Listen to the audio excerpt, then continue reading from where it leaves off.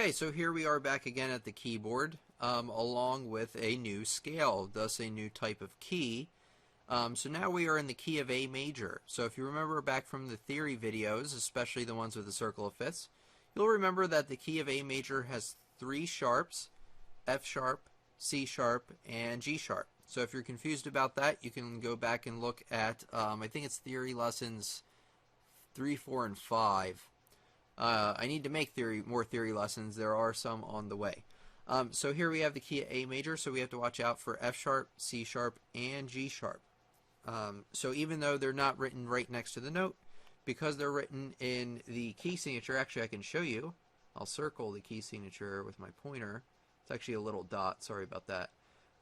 This is actually right here is the key signature. I drew the line right over it.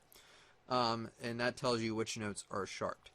And even though the F sharp, C sharp, and G sharp are only over, specifically the top line, the middle space, and the space above the staff, they apply to every F sharp, C sharp, and G sharp, even if they're not written on the same line that's designated earlier on in the example. So I've written here for you the note names, and I reminded you of where the sharps are, as well as the finger numbers. So here we're just going to start with our right hand. Got finger 1 on A, finger 2 on B, finger 3 on C sharp, and as soon as you hit this C sharp, you're going to tuck your thumb underneath to hit D with 1. And then you got E with 2, you got F sharp with 3, G sharp with 4, and then you got A with 5.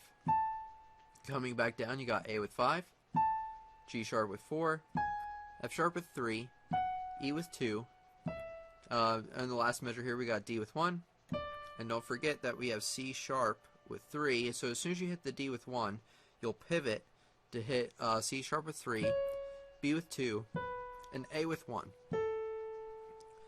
The left hand down here, actually when you can, let me talk about the right hand just a little longer. So once you are familiar with how the right hand works, it should sound like this.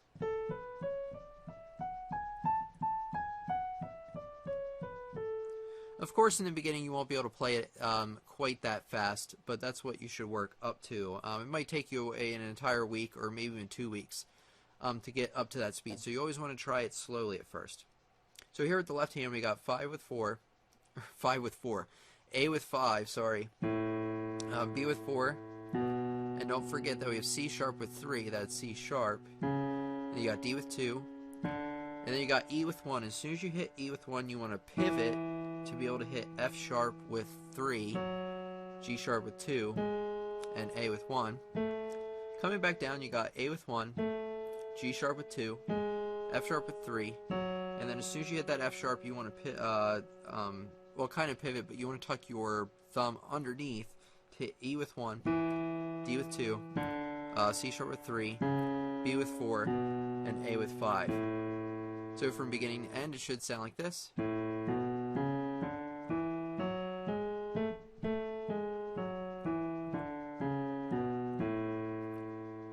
Now, when you're putting them hands together, remember that you want it to go very slowly, and you want to go note by note. So what I mean by that is you want to hit the first note here, and you want to double check to make sure both fingers are hitting on the right finger, on the right note, sorry, with the right finger. So here we got right hand 1 with with left hand 5, so that's correct. You move on to the next note. Okay, let me double check the fingering here. Okay, that looks good. And then you got C sharp with 3.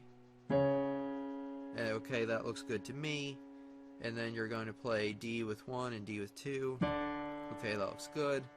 And if it doesn't look good, go back and try again, obviously. So then you got E with 2 and E with 1. And then you got F sharp with 3s, G sharp with 4 and 2, and then A with 1.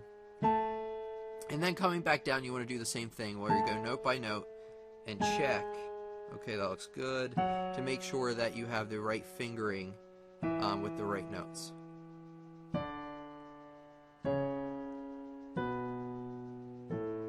So So it's very natural when you first put the hands together that you won't be able to do it quite as well, and you'll have to do it very, very slowly, and like I said, note by note. So that's how you should approach it. So once you get the entire scale forward to backward, it should sound like this.